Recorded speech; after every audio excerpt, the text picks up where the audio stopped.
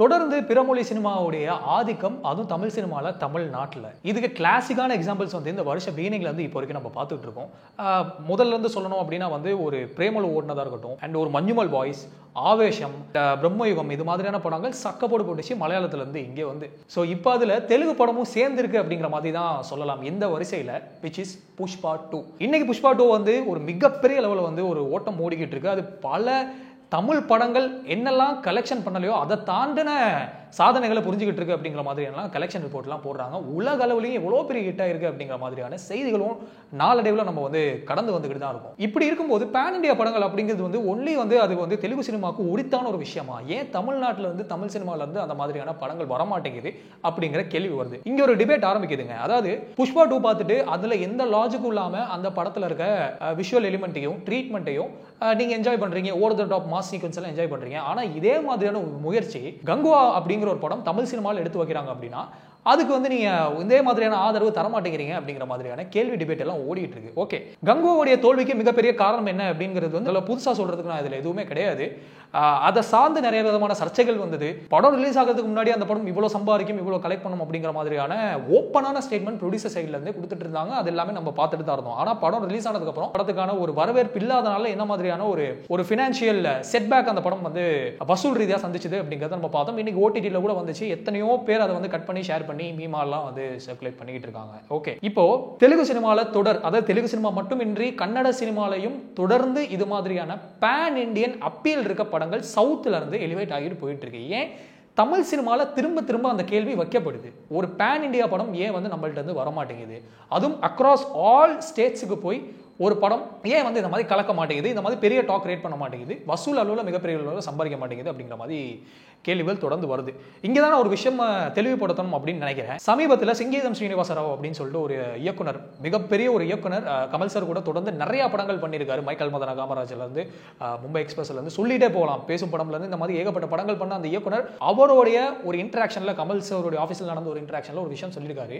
Pan India படம் எடுக்கணும்னு pan India படம் எடுக்கக்கூடாது. நீ ஒரு படம் எடுத்து அதுல எல்லா எலிமெண்ட்ஸையும் நீங்க சேர்த்து அது எல்லா வெகுஜனத்துக்கும் எல்லா பார்டர்ஸையும் தாண்டி அந்த படம் போய் ரீச் ஆனாதான் அது பேன் இண்டியாவே தவிர்த்து பேன் இண்டியா எடுக்க போறேன்னு சொல்லிட்டு பேன் இண்டியா எடுக்கிறது பேன் இண்டியா கிடையாதுன்னு ஒரு விஷயத்த சொல்லியிருக்காரு. ரொம்ப தெளிவா ரொம்ப கரெக்டா சொன்னாரு தான் அப்படிங்கிற மாதிரி சொல்லணும். தமிழ்ல அதாவது மற்ற இண்டஸ்ட்ரியில இருந்து எல்லாருமே கேள்வி கேட்கிற ஒரே ஒரு விஷயம் இதுதாங்க தமிழ் சினிமா பார்த்து. அதாவது எங்க கிட்ட வந்து ஒரு ட்ரிபிள்ஆர் இருக்கு, எங்க கிட்ட ஒரு பாகுபலி இருக்கு, எங்க கிட்ட ஒரு புஷ்பா இருக்கு, கன்னடத்துல வந்து எங்க கேட்கறாங்க வந்து கேஜிஎஃப் பிரான்ச்சைஸ் இருக்கு, எங்க கிட்ட ஒரு காந்தாரா இருக்கு, அதுக்கப்புறம் வந்து பிரசாந்த் நீல் உள்ள வந்ததுக்கு அப்புறம் நம்ம சலார் மாதிரி ஏகப்பட்ட எபிக்ஸ் எல்லாம் வந்து நம்ம பண்ண ஆரம்பிச்சிட்டோம் அப்படிங்கிற மாதிரி சொல்றாங்க. ஓகே, எல்லா இண்டஸ்ட்ரியிலுமே பெரிய பெரிய முயற்சிகள் எடுத்து வைக்கிறாங்க. அது வந்து சக்சீட் ஆகிறது அப்படிங்கிற பட்சத்துல வந்து அது பெரிய அளவுல பேசப்படுது. தமிழ்ல இப்ப கூட நான் சொல்லுவேன், எத்தனையோ சின்ன படங்கள், அதாவது வந்து ஸ்மால் ஸ்கேல்ல எடுத்து பெரிய அளவில் ரசிக்கப்பட்ட படங்கள் அக்ராஸ் ஆல் இண்டஸ்ட்ரியில இந்த மாதிரி நம்ம படம் பண்ணிட முடியாதா அப்படின்னு கேள்வி கேட்கிற அளவுக்கு இங்கேயும் படங்கள் இருந்திருக்கு. அதையும் நம்ம சொல்லிதான் ஆகணும். இங்க எடுக்கிற ஒரு பரியரும் பெருமாள், இங்க எடுக்கிற ஒரு வாழை, இங்க எடுக்கிற ஒரு வீடு மாதிரியான பாலு மகேந்திரா சார் மாதிரியான ஒரு இயக்குனர் எடுக்கிற ஒரு வீடு மாதிரியான ஒரு கதையம்சம் கொண்ட ஒரு படமா இருக்கட்டும், அப்படி இல்லைன்னா வந்து ஒரு யாத்திசை அண்ட் ஜமா, இது மாதிரியான முயற்சிகள் வந்து நம்ம சொல்லலாம் தமிழ் சினிமாவில் இந்த மாதிரி முயற்சிகள் நடந்துகிட்டு தான் இருக்கு அப்படின்னு சொல்லிட்டு. ஆனா இது மற்ற இண்டஸ்ட்ரிக்கு வந்து சாத்தியம் அப்படின்னு கேட்டீங்கன்னா நிறைய இயக்குனர்கள் பார்த்து வந்து தமிழ் சினிமாவில் எடுக்கிற மாதிரியான மெயின் ஸ்ட்ரீம்ல தமிழ் சினிமாவில் வர்ற மாதிரியான படங்கள் எங்களால் பண்ண முடியல அப்படிங்கிற மாதிரி நிறைய பேர் சொல்லியும் இருக்காங்க, கேள்வியும் கேட்டிருக்காங்க. இதுல கொட்டுக்காலையும் நான் சேர்த்துக்கணும் அப்படின்னு நான் நினைக்கிறேன். இந்த மாதிரி முயற்சிகள் தொடர்ந்து தமிழ் சினிமாலே வந்துகிட்டு தான் இருக்கு. தமிழ் சினிமா ரசிகர்கள் அடுத்த இண்டஸ்ட்ரியை பார்த்து கேள்வி கேட்கிற ஒரே ஒரு விஷயம் இதுதான், எங்க கிட்ட ஒரு வடச்சென்னை இருக்கு, எங்க கிட்ட ஒரு பருத்தி வீரன் இருக்கு, எங்க கிட்ட இந்த மாதிரியான கிளாசிக் லேண்ட்மார்க் ஆயிரத்தொள்ளுவன் மாதிரியான படங்களும் இருக்கு. இந்த மாதிரி படங்கள் உங்களால் எடுத்துற முடியுமா? ஒரு கண்டென்ட் ட்ரிவன் சேம் டைம் வந்து மெயின் ஸ்ட்ரீம்குள்ள இருக்கிற ஒரு கமர்ஷியல் விஷயத்தையும் கலந்த ஒரு படத்தை வந்து ஸ்ட்ராங்கா வந்து எப்படி அந்த கண்டென்ட்டை எடுத்து ஆடியன்ஸ் கொண்டு போய் சேர்க்கிறோம் அப்படிங்கிற அந்த வித்தை வந்து எங்க கிட்ட தான் இருக்கு. அதை உங்களால பண்ண முடியுமாங்கிற மாதிரி கேட்கறாங்க. இங்க ஒரு விஷயம் நான் சொல்லணும்னு நினைக்கிறேன். திரும்பவும் மற்ற இண்டஸ்ட்ரியில இருக்க, அதாவது வந்து தெலுங்கு சினிமாவில் இருக்கிற இயக்குநர்களும் மலையாளம் சினிமாவில் இருக்கிற இப்போ உருவாகிட்டு இருக்க அந்த நியூ ஏஜ் இயக்குநர்கள் நம்ம சொல்றோம்ல, மலையாளம் சினிமாவில் வர்ற இப்போ மஞ்சுமல் பாய்ஸ் எடுத்த இயக்குனர் சொல்லியிருக்காரு ஒரு டைம்ல வந்து சங்கர் சோருடைய பாய்ஸ் அப்படிங்கிற படம் வந்து ஒரு கல்ச்சரலி ரெலவெண்டான இருந்த படமா அதை நான் பார்க்குறேன். அந்த மாதிரி ஒரு பாத் பிரேக்கிங் படம் அந்த டைம்ல வந்தது hats off to Shankar sir அப்படிங்கிற மாதிரி ஒரு ஸ்டேட்மெண்ட் அவர் சொல்றாரு. இங்க வந்து நம்ம ராஜமௌலி சார் நம்ம எடுத்தோம்னா என்னோட இன்ஸ்பிரேஷனும் சங்கர் சார் தான் அப்படிங்கிற மாதிரி சொல்றாரு. ஏகப்பட்ட இயக்குனர்கள் மணி சாரை சொல்லுவாங்க, வெற்றிமாறன் சாரை சொல்லுவாங்க. ஆனாலும் இருந்த போதும் ஏன் இந்த பேன் இண்டியா அப்படிங்கிற அந்த ஒரு விஷயத்தை வந்து நமக்கு வந்து ஒரு எட்டாக்கனியாவே இருக்கு அப்படிங்கிற கேள்வி தொடர்ந்து இருந்துகிட்டு தான் இருக்கு. முதல்ல நான் சொன்ன மாதிரி இங்க கதை அண்ட் திரைக்கதை இது ரெண்டும் கைகூடினா மட்டும்தான் அந்த ஒரு விஷயத்தை அடைய முடியும் அப்படிங்கிறத நான் ரொம்ப ஸ்ட்ராங்கா நம்புறேங்க. இங்க இப்போ ஓடிட்டு இருக்க மிகப்பெரிய ஹிட்ஸா இருக்க அதர் லாங்குவேஜ்ல இருந்து இங்க ரிலீஸ் ஆன படங்கள் ஈவன் லக்கி பாஸ்கர் வரைக்குமே சொல்ல வந்தது ஒன்னே ஒண்ணுதான், ஆடியன்ஸுக்கு நல்ல கதை, நல்ல திரைக்கதை, நல்ல பர்ஃபார்மன்ஸு, இது எல்லாமே இருந்தாலே போதும். நீங்கள் எப்பேற்பட்ட ஹீரோ, நீங்கள் யார் என்ன அப்படிங்கிறதெல்லாம் உங்களுக்கு கவலையே கிடையாது. கேஜிஎஃப் அப்படிங்கிற ஒரு படம் மூலியமா யாஷ்னு ஒரு நடிகர் இங்கே அரைவாகிறாரு. அவருக்கு என்ன மாதிரியான ஃபேன் பேஸ் வந்து விஜய் சாரோடைய பீஸ்ட் அப்படிங்கிற படம் கூட ஆப்போசிட்டில் KGF 2 அப்படிங்கிற ஒரு படத்தை வந்து ரிலீஸ் பண்ணுறாங்க. அது கிளாஷ் ஆகும்போது அவருக்கு என்ன மாதிரி ஒரு ரெஸ்பான்ஸ் அந்த படத்துக்கு கிடைச்சதுன்னு நமக்கு எல்லாருக்கும் ஞாபகம் இருக்கும். யாஷ் என்ன நமக்கு ஒரு சூப்பர் ஸ்டாரா, இல்லாட்டி ஒரு தளபதி விஜயா, இல்லாட்டி வந்து ஒரு தல அஜித்தா கிடையாது. அந்த கதையை தாங்குற ஒரு ஹீரோ, அது ஆடியன்ஸ் கூட கனெக்ட் ஆகுது அப்படிங்கிற பட்சத்தில் அதுக்கு எல்லாத்துக்குமே நம்ம விசில் அடிக்கிறோம், கை தட்டுறோம், அதை நம்ம செலிப்ரேட் பண்றோம். சேம் திங் தான் இங்க அல்லு அர்ஜுன் அப்படிங்கிற ஒரு நடிகருக்கு ஒரு விசிபிலிட்டி இருந்தாலும் அவர் டைரக்ட் தமிழ் படம் இது வரைக்கும் பண்ணல. ஆனாலுமே நம்ம வந்து அந்த மாதிரியான ஒரு படத்து கூட நம்ம கனெக்ட் ஆகுறோம். அந்த மாதிரியான விஷயங்கள் வந்து நம்ம பார்த்து என்ஜாய் பண்றோம். இன்னைக்கு புஷ்பா கூட புஷ்பா ஹிட் ஆகிறதுக்கான ரீசன்ஸ் என்னால வந்து இப்போ ஸ்டேட் அவுட் பண்ண முடியுங்க. அந்த படத்தோட இயக்குனர் சுகுமார் அப்படிங்கிற இயக்குனர் வந்து பயங்கர கன்விக்ஷன் உள்ள ஒரு ஆள். புஷ்பா 1 எடுக்கும் போதே அவர் டச் பண்ண டாபிக் பாருங்க, செம்மர கடத்தல் அப்படிங்கிற ஒரு விஷயத்தை அவர் டச் பண்றாரு. அது ஒரு தெலுங்கானா அண்ட் ஆந்திரா இந்த மாதிரியான வந்து லொக்காலிட்டியில மட்டும் நடக்கிற ஒரு நிலப்பரப்பை பேஸ் பண்ண ஒரு விஷயம் கிடையாது. ஆல் ஓவர் இந்தியாவில் நீங்க பாத்தீங்கன்னா இந்த கடத்தல் சம்பந்தப்பட்ட விஷயங்கள், அட்லீஸ்ட் அந்த செம்மர கடத்தல் இல்லைனாலுமே கடத்தல் அப்படிங்கிறது வந்து எல்லா இடத்துலையும் நடக்கும். யாராவது ஒரு அண்டர்வேர்ல்டு தாதா இருப்பாங்க, ஒரு கிங் பின் இருப்பாங்க, அவங்கள சுற்றி இந்த விஷயங்கள் நடக்கும். அது ஒரு ரூட்டட் எலிமெண்ட். அது வந்து எல்லா ஸ்டேட்ல இருக்க ஆடியன்ஸையும் கனெக்ட் பண்ணி யோசிக்க வைக்கிற ஒரு ஆங்கிள்.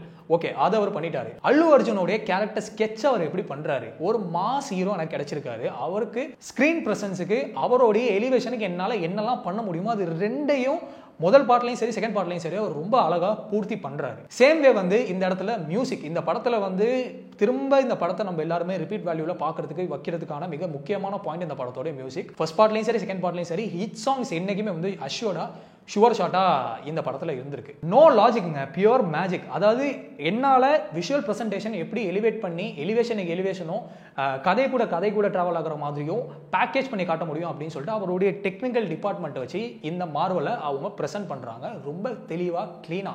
இப்ப இருக்க மீட்டர் நம்ம சொல்றோம்ல, அதெல்லாம் எதுவுமே கிடையாது. இப்ப இருக்க மீட்டரும் கிடையாது, அப்ப இருக்க மீட்டர்னு எதுவுமே கிடையாதுங்க.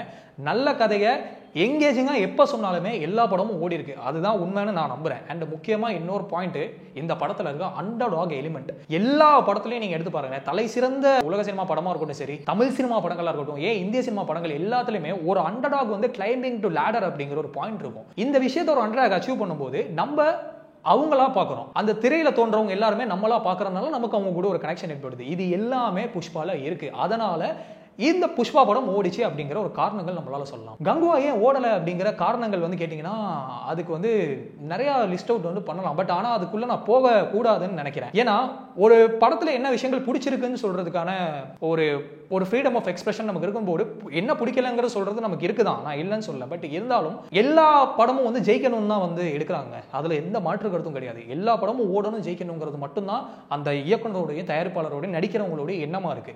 யாரும் ஒரு படம் தோக்கணும்லாம் எடுக்க மாட்டாங்க. அப்படி இருந்த போதும் அந்த படம் ஓடாததுக்கு ஏகப்பட்ட காரணங்கள் எல்லாருமே பேசிட்டாங்க. இந்த மாதிரி என்னால் இந்த படம் ஓடிச்சின்னு சொல்றதுக்கான காரணங்கள் சொல்ல முடிஞ்சதே தவிர்த்து கங்குவா ஏன் ஓடாம போச்சு அப்படிங்கிறதுக்கான காரணங்கள் வெளியே ஏகப்பட்டது இருக்கு. நான் முதலே சொல்லியிருந்த மாதிரி என்ன ஆடியன்ஸ் இருந்தாலும் படம் அது என்ன லாங்குவேஜை போய் சார்ந்திருக்கு அப்படிங்கிறது விஷயம் கிடையாது. அது எப்படி விஷுவலா என்கேஜ் பண்ணுது, என்ன மாதிரியான கதையும் என்ன மாதிரியான ஸ்கிரீன் பிளேலையும் அந்த கதை சொல்லப்படுது அப்படிங்கிறது தான் முக்கியம். நம்மளுடைய தமிழ்நாட்டில் ரிலீஸ் ஆன அமரன் அப்படிங்கிற திரைப்படம் மேஜர் முகுந்த் வரதராஜனுடைய பயோபிக், நம்மளுடைய சிவகார்த்திகேயன் அவர்கள் நடிச்சிருந்தாரு. என்ன மாதிரியான ரெஸ்பான்ஸ் அந்த படத்துக்கு உலக அளவில் கிடைச்சது அப்படின்னு நீங்க பார்த்துருப்பீங்க. அந்த படம் தெலுங்குலையும் கேரளாலையும் கர்நாடகாலையும் வந்து என்ன மாதிரியான வசூலை ஈட்டுச்சு அப்படின்னு சொல்லி அதோட வசூல் விபரம்லாம் போட்டால் ஆச்சரியமா இருக்கு.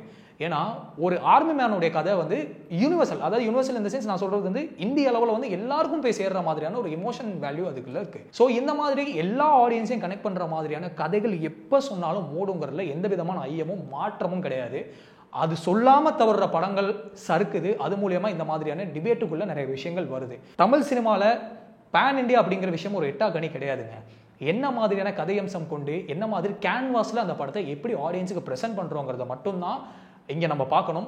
ஞானவேல் ராஜா அவர்கள் கங்குவா ரிலீஸ் ஆகிறதுக்கு முன்னாடி இதுதான் எனக்கு தெரிஞ்ச முதல் தமிழ் சினிமாவுடைய பேன் இண்டியா படமா இருக்கும் அப்படின்னு சொன்னாரு. சூர்யா சார் தான் அந்த பேன் இண்டியன் ஸ்டார் ஆக போறாரு அப்படிங்கிற ஒரு விஷயத்தை தெளிவா சொன்னாரு. அவருடைய கணக்கு இங்க வந்து நடக்கல. எல்லாருமே அதை தான் எதிர்பார்த்துட்டு இருந்தாங்க. அப்படி ஒரு விஷயம் தமிழ் சினிமாவில் நடந்தா ரொம்ப சந்தோஷப்படுறது நம்ம எல்லாரும் தான். அது எப்போ நடக்க போகுது அப்படிங்கிற கேள்விக்கு பதில் இன்னும் இல்லை. தி எண்ட் ஆஃப் த டே எல்லா இண்டஸ்ட்ரியிலையும் ரிலீஸ் ஆகிற படங்கள் அந்தந்த செக்ஷன் ஆஃப் ஆடியன்ஸ் போய் பார்த்துக்கிட்டு தான் இருக்காங்க, செலிப்ரேட் பண்ணிக்கிட்டு தான் இருக்காங்க. அந்த மாதிரி நம்ம எல்லாருமே பேர் சொல்கிற மாதிரியான படம் நிச்சயமாக கூடிய சீக்கிரத்தில் வரும் அப்படின்னு நான் ரொம்ப நம்புகிறேன். பெரிய பெரிய படங்களுடைய பேர்களை நான் சொல்லலாங்க, ஆனால் the all centre, the all state ஆல செலிப்ரேட் பண்ணி ஓன் பண்ணிக்கிட்ட படம் அப்படின்னு தமிழ் சினிமாவில் இன்னும் சொல்கிற மாதிரியான படங்கள் வரலை. அது கூடிய சீக்கிரம் வரும் அப்படிங்கிறத நான் நம்புகிறேன்.